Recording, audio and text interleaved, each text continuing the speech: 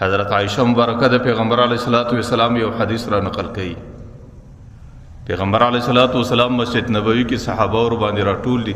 پیغمبر علیہ السلام یو خبر ورته کوي، ورته خلکو د الله تعالی څخه حیا وکړي. صحابه ورته د الله رسول الحمدلله موږ پر الله ایمان لرو، موږ د الله څخه حیا لرو. پیغمبر علیہ السلام ورته نه د الله صدا سے حیا وکړي چې څنګه د الله حق دی، د الله څخه په حق طریقه باندې حیا وکړي.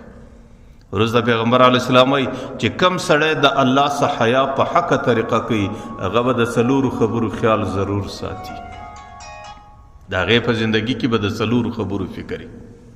یوه خبره به د هغې په زندگی کې دا وي چې هغې به د خپل سر حفاظت لري، هغې به چې د سره سره کم اندامونه تړلي دي، خوله تړلې ده، غوږ تړلی دی، سترګې تړلې دي، د دې حفاظت به کوي. او هغې به د خپل نس حفاظت لري.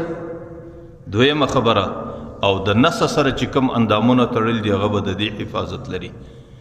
او دریم، یوه شپه به داسې نور باندې تېرېږي چې دی به د خپل مرګ فکر نه لري. او څلورم، دی به د خپل قبر د زړوالي، د خپل قبر د چنجو او د خپل قبر د خاري کېدو د دې فکر به د ده سره ورسره وي. نو په دې شکل به بیا دی زندگی تېروي او د ده زندگی به بیا د الله څخه حیاداره زندگی بلل کېږي. علماو لیکلي دي چې د سر حفاظت څه مطلب، سر به د الله تعالی څخه بغیر و بل چاته نه کږئ، ځکه دا سر په ټولو بدن کې اشرف اندام دی. او بیا خاص کر دغه تندی په ټولو بدن کې ډیر شریف ځای الله پیدا کړی دی. دا تندی به صرف د الله پر قدمو لګیږي، الله ته به کښته کېږي، بل چاته به نه کښته کېږي. او د سره سره خوله تړلې، د خوله به محفوظوي ژبه، د سره سره سترګې تړلې دي، سترګې به محفوظوي، د سره سره غوږونه تړلې دي، غوږونه به محفوظوي.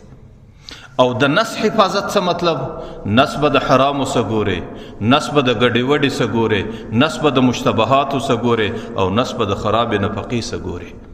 او د نس سره چې کوم اندامونه تړلي دي د انسان شرمګاه ده، د انسان فرج دی، د خپلې شرمګاه او د فرج حفاظت وکړي. نو دا بیا د نس حفاظت دی چې کله د دغه حفاظتونه وکړو نو د هغې څه وروسته ته په معاشره کې حیاداره انسان بلل کېږي. او دا داسې حیا ده چې د الله حق څنګه جوړېږي دغه رقم حیا ده.